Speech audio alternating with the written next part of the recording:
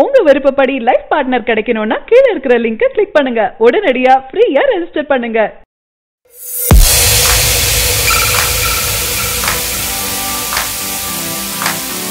Captain Marvel உலகம் முழுவதும் சமீபத்துல வெளிவந்தது. இந்த படம் ரசிகர்களிடம் செம வரவேற்பு பெற்றது. ஏன்னா அட்வென்ச்சர்ஸ் கடைசி பாகத்திற்கு இதில் லீட் இருக்கிறதால இந்த படத்திற்கு செம எதிர்பார்ப்பு இருக்கு. கேப்டன் மார்வல் உலகில் உள்ள அனைத்து மார்வல் ரசிகர்களையும் கவர்ந்திருக்கு. இந்த படம் அனைத்து இடங்களிலும் வசூல் வேட்டை நடத்திட்டு இருக்கு. உலகம் முழுவதும் $500 மில்லியன் வசூல கடந்திருக்கு. அதாவது இந்திய மதிப்பில் 3500 கோடி வசூல இந்த படம் முதல் 5 நாட்கள்லயே கடந்து சாதனை படைச்சிருக்கு. இந்த படம் இந்தியாவுல மிக பெரும் வசூல் சாதனை செஞ்சிட்டு இருக்கு.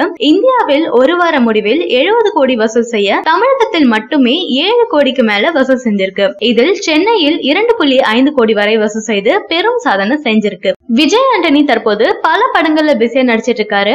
இவரின் படங்களும் அடிக்கடி திரைக்கு வந்துட்டு தான் இருக்கு. இசையமைப்பாளராக இருந்து நடிகராக மாறியவர் தற்போது நடிப்பதை மட்டுமே முழு கவனத்துடன் செஞ்சிட்டு இருக்காரு. SNS மூவிஸ் சார்பில் கௌசல்யா ராணி தயாரிக்கும் படம் தமிழரசன். இந்த படத்தில் விஜய் ஆண்டனி நாயகனாக நடிக்கிறாரு.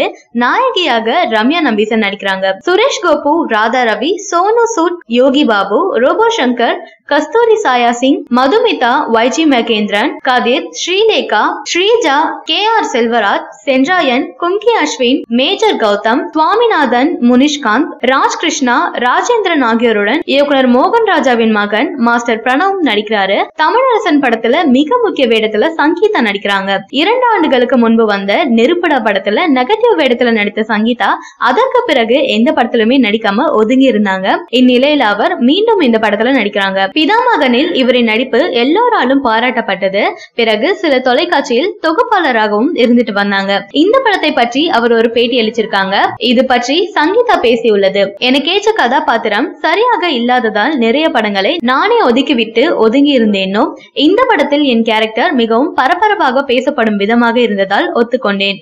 மிகப்பெரிய மருத்துவமனையை நடத்தும் டாக்டர் வேடம் இது. இதில் என் கதாபாத்திரம் பவர்ஃபுல் ஆனதுன்னு சொல்லியிருக்காங்க.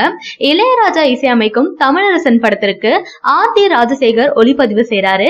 கதை, திரைக்கதை, வசனம் எழுதி பாபு யோகேஸ்வரன் இந்த படத்தை இயக்குறாரு. இந்த படத்தின் படப்பிடிப்பு சென்னையில பரபரப்பா நடந்துட்டு இருக்கு. தளபதியின் படங்களுக்கு தமிழ்நாட்டை தாண்டி பல இடங்கள்ல வரவேற்பு அமோகமா கிடைச்சிட்டு இருக்கு. அதிலும் மெர்சல் படம் பல விருதுகளும் பலரின் பாராட்டுகளையும் பெற்றது. இந்த படம் தளபதியின் மார்க்கெட்டை அடுத்த லெவலுக்கு கொண்டு சென்றதுன்னு சொல்லலாம். தளபதி விஜய் என்றால் இன்று பெரும் மாசு இருக்கு. சமூக வலைதளங்களில் அதன் தாக்கம் மிகுந்த அளவுல இருப்பதை காண முடியுது. ரசிகர்களும் மிகவும் கொண்டாடிட்டு இருக்காங்க. இந்திய படங்கள் உலகம் முழுவதும் வெளியிடப்பட்டு வருது.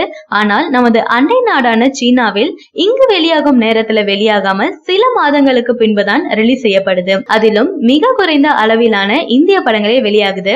அட்லி இயக்கத்துல கடந்த 2017இல் தீபாவளி ஸ்பெஷலா வெளியான படம் மெர்சல். படம் எவ்வளவு பெரிய ஓபனிங் கொடுத்தது என்பதை ரசிகர்களுக்கு நல்லாவே தெரியும். படம் உலக அளவில் பாக்ஸ் ஆபீஸ்ல 250 கோடிகளையும் வசூல் செய்தது. தேனாண்டால் நிறுவனம் இதை தயாரிக்க படத்தில் விவேக் எழுதிய ஆலப்போரான் தமிழன் பாடல் பெரும் புரட்சியை செய்தது. இன்னும் ரசிகர்கள் அந்த கொண்டாட்டத்தை மறக்கவே இல்ல. இந்நிலையில் மெர்சல் படம் சீனாவின் ஹைனன் தீவில் நடைபெறும் சர்வதேச திரைப்பட விழாவில் திரையிடப்படுதாம். மார்ச் 23இல் நடக்கும் இந்த விழாவில் நல்ல விமர்சனங்களை பெற்று வெற்றியடைந்த பரியேறும் பெருமாள் படம் இடம்பெறுது. இதனால் ரசிகர்கள் மகிழ்ச்சியின் உச்சத்துல இருக்காங்க. சீனாவில் விரைவில் நடைபெற இருக்கும் ஹைனன் ஐலாண்ட் இன்டர்நேஷனல் பிலிம் பெஸ்டிவலுக்கு தேர்வாகியுள்ள இந்திய படங்களுக்கான அல்டிமேட் ட்ரைலர் ஒன்று தற்போது வெளியாகி இருக்கு. இதில் தமிழ் படங்களை பொறுத்த மட்டில் விஜயின் மெர்சல், மாரி செல்வராஜின் பரியேறும் பெருமாள் படங்கள் தேர்வாகி இருக்கு.